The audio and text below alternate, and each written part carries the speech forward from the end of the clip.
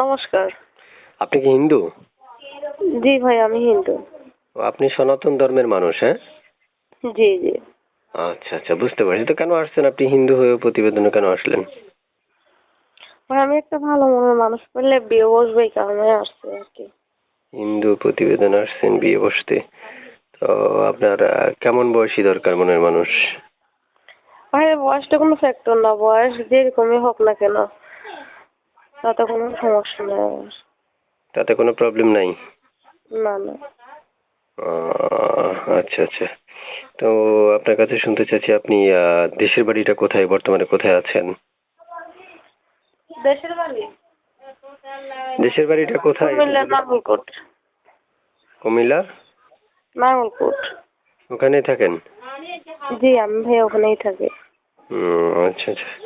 সুপ্রিয় দর্শক, আপনারা শুনতে পেরেছেন আপুর মুখের কথা। চাইলে আপুর সাথে যোগাযোগ করার জন্য আপনাদের তেমন কোনো কষ্ট করতে হবে না।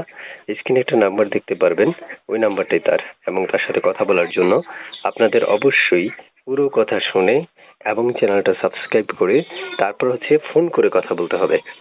তারপর শুনতে চাই যে আপনি আমার সাথে কথা বলতেছেন, এই নাম্বারে ইমো আছে? না ভাই, এই নাম্বারে আমার ইমো নাই।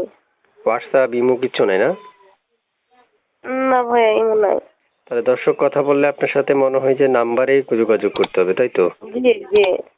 নাম্বারে যোগাযোগ করা ছাড়া উপায় নেই, হ্যাঁ? হ্যাঁ। আচ্ছা। প্রিয় দর্শক, আসলে আমি সবসময় বলে রাখা ভালো যে আপনারা যখন একটা মেয়ের সাথে কথা বলবেন তখন আমি যতটুকু দরকার আমার প্রয়োজন আপনাদেরকে তথ্যগুলো কালেক্ট করে দেওয়ার, আমি ততটুকু ট্রাই করি। কিন্তু আপনাদের অনেকের মন মতো হয় না। তাই আমি আপনাদেরকে বলবো আপনারা নিজেরাই ফোন করুন। নিজেরা একজন উপস্থাপক হতে পারবেন। আপনি নিজে একজন উপস্থাপকের মতো ওনার থেকে প্রশ্ন করে নিতে পারবেন। তারপর শুনতে চাই আপনার ভালোবাসা বা ব্যক্তিগত যে মানুষটা, এই মানুষটা অপেক্ষা জি ভাইয়া, কেন করবো না? উনি যদি আমার জন্য অপেক্ষা করে থাকতে পারে তো আমি অপেক্ষা করতে পারবো, সমস্যা নেই। ভাই, কিছু কথা নেই। ঠিক আছে, ওকে। তো ভালো থাকেন। দর্শক আপনাকে ফোন করবে। আপনি দর্শকদের সাথে কথা বলবেন। তারপর শুনতে চাচ্ছি যে আপনি পড়াশোনা কতটুকু করেছেন? জি ভাইয়া। পড়ালেখা কতটুকু করেছেন? পড়ালেখাটা কতটুকু করেছেন? ক্লাস 9। ক্লাস 9? জি। আচ্ছা, আচ্ছা, আচ্ছা। আগে পরে বিয়ে শাদী হয়েছে আপনার? জি। আগে পরে বিয়ে শাদী হয়েছিল আপনার, মানে না বিয়ে ভাইয়া, বসেছিলেন? না, না, না। বুঝতে পারছি। অর্থাৎ আপনার আগে পরে বিয়ে শাদী হয় নাই। আপনি নতুন না একজন ভাই। পাত্র খুঁজতে আসছেন, তাই তো? জি, জি, জি। প্রিয় দর্শক, আপনারা যোগাযোগ করতে পারেন, আপনারা কথা বলতে পারেন।